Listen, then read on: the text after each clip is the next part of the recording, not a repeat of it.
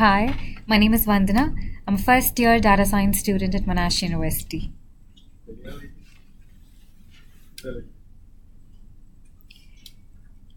Am I a victim? Find out.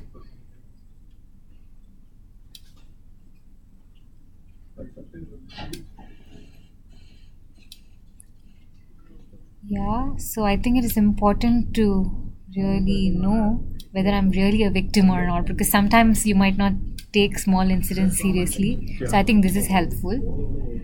Thank you. Sexual harassment is unwanted, unwelcome, or uninvited behavior.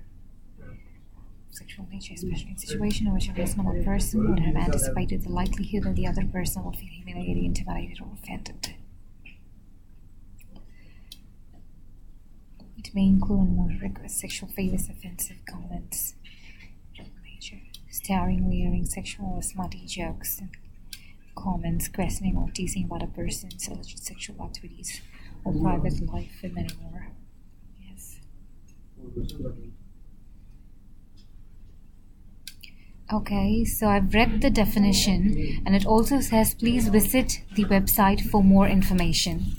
So it's just going deeper and deeper into the website. Yes. So Sometimes people, before they get an action, or go to the police, or they want to make sure of what they feel is. Okay.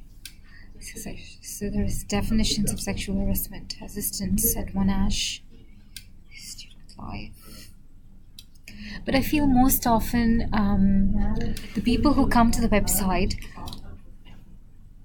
most often if they're coming to the website, it means they already have experienced some sort of humiliation, which is why they're looking for the particular website, and therefore they're coming here. So I'm wondering if the link to reporting an incident should stand out somewhere so that I can go to it directly instead of going through. It's there. It's there? Yeah, Somewhere? Okay, I can. But Am I a victim? Find out. I want to know if some people, they want first to know If it's okay they're- to. Okay, if it's if really they're the considered victim. sexual Yeah. harassment. Okay, Yeah. that's cool. So that said. Sorry. Oops.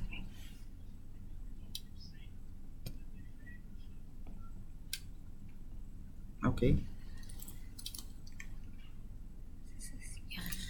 Oh, you are not alone. The browser is a little bit. Let me. Yeah, like this. Sorry. That's fine. Yeah, thank you. Get support. Mhm.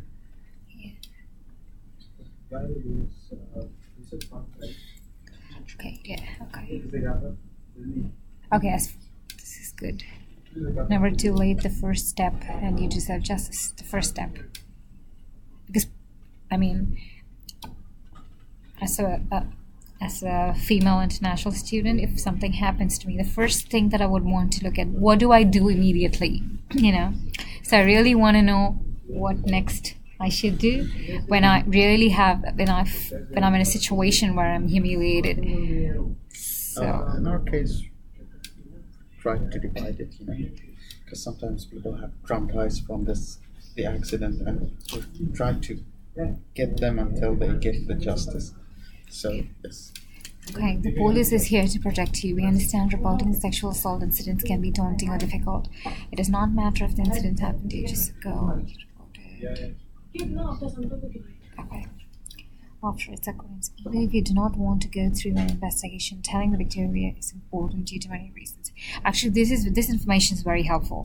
When you can know that you can report on something, but you don't have to be very involved in it. Let me ask you something. Okay.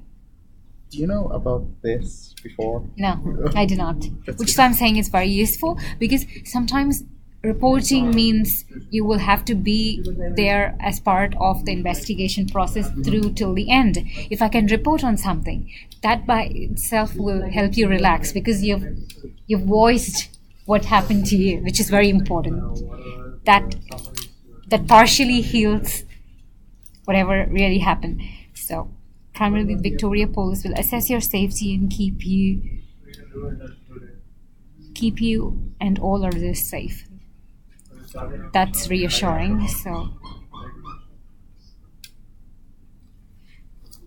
you'll be required to take forensic medical exams depending on the situation of the sexual assault or harassment. Trained forensic medical officer, forensic nurse examiner conducts this exam. Okay. This is for evidential purposes, and another reason for this exam is to treat my medical condition that surfaced due to the sexual assault.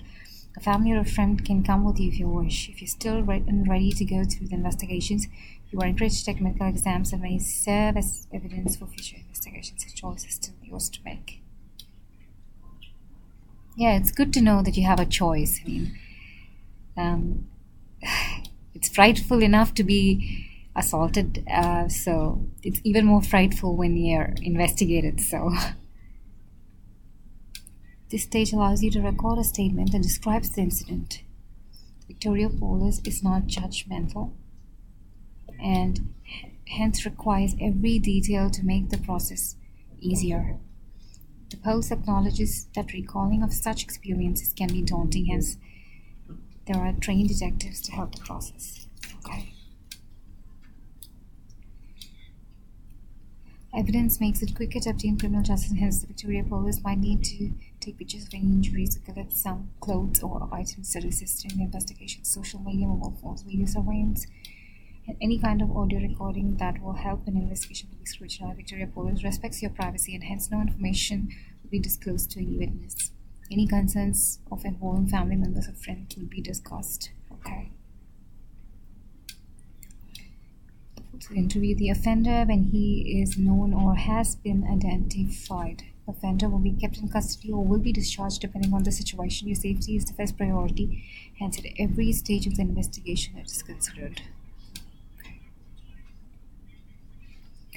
Before the case proceeds to court, there are support services that are available to you. For instance, Office of Public Prosecution, Witness Assistance Service, and the Child Witness Service are some support services that support victims through the court proceedings. For court proceedings, click here. Okay. This is useful. I mean, yeah. Talk to me about the usability. I mean, ideally, I understand there is a get support, and I can go into it and then look for all these information. Mm-hmm. But I'd like that information would stand out in the front page, so that I can go to it directly, because you ideally don't want to keep clicking on something and then clicking on it further and going further inside and then getting more information. It just keeps taking you deeper and deeper into a loop. But the thing is, this is why we try to guide the user, okay, to first, as I told you, I'm a victim. Then, let's see, these are... Okay, so there are steps further down. So, okay, the first thing is that's not visible to me when I see it. So, ideally what I would do is I will go and then look for something on the banner. Yeah, because this is not visible to me. So unless and until somebody tells me there's more to it, then I wouldn't go to. So the first thing that I would, if I were in such an incident, like the first thing that I would go to is get support, because I'm looking for some help. Anything which offers help is what I'll go to. So the moment it says get support and first step, that's the first thing that should be. Okay. So that's what I'm looking for, right? So that's what I'll go to.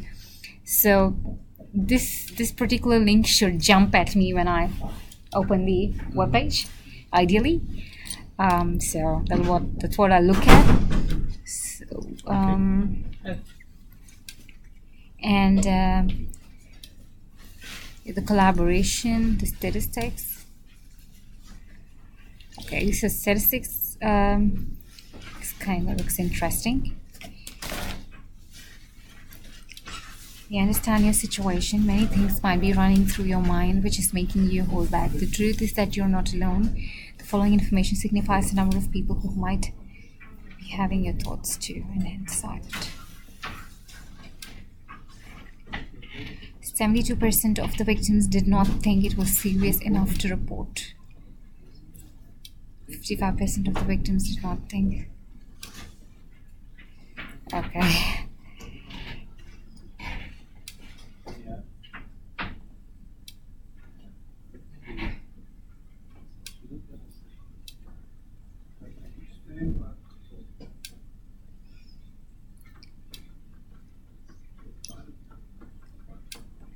16% of the victims did not know where they had to go to make a report. That's true. It's quite possible. 11% of the victims did not know about the procedure. I'd rather prefer, instead of it turning front and back forward, if like ideally what I would expect is like if I see that 11% of the victims did not know about the report procedure, I'd prefer I have a link to the report procedure which I can click to and then go to this. Because even if I click on this, it's fine, you have a report procedure. Where is the report procedure? It's not, I don't find it anywhere here. It's not readily accessible. So I can go to it right away. So it says 9% of the victims thought it would be too hard to prove. Its occurrence is enough proof.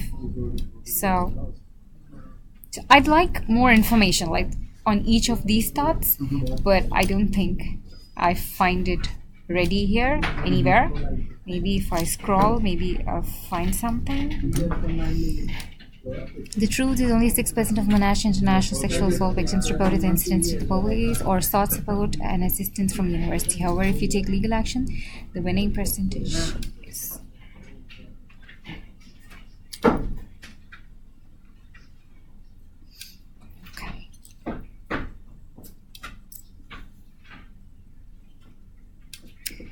Yeah, it is reassuring to see 100%. So that's nice, but ideally, if it said, I mean, I'd like to see some short anecdotes given by real victims, which I read. If I can identify with it, then the probability that I will report an incident that happened with me is much higher, because I will be able to identify with the anecdote, right? If there's a certain, because there are common similar patterns in assaults that would generally happen in terms of calling names or making indecent jokes or passing comments, stuff like that. Like if it says there are in 100% of the cases, in rape cases, there's been a positive outcome from the higher courts. So whether it's a rape case or an indecent assault or whatever, even passing comments, if there are anecdotes from real life, which is put up here somewhere within quotes, and how Monash has really helped them and how they found courage to report it. Like, as a victim, it'll be easier to identify yourself with a fellow student who's gone through the same process as Yes. So it's usually easier to identify with real people than with numbers, say 100%, 66%. Statistics is great. It's reassuring. But then real life incidents, You're right. it's Totally great. right. So I'd like to see some of that. You're right. We think of it, putting some case studies. Yeah, for people, but you know the sense. Maybe an interview. I mean, like a short interview, like, right? You interview them. This is what they say. This is what helped me. How they really brought up courage. So the biggest, toughest part of the whole thing is to muster courage to be able to report the incident once it happens. So how did people deal with it? How did others deal with it? The first thing is to look for support. The second thing I would ideally want to look, how did others deal with the situation? But I wouldn't be able to immediately find out from here as to, Yes. you know what I mean? Yes. And yeah. So,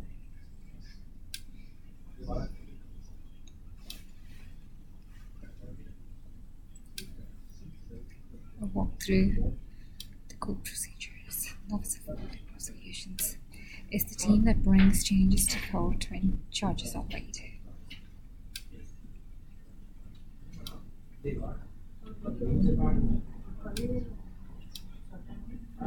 They also decide with the police whether to charge the perpetrator, because the case would proceed to court only when there is enough evidence.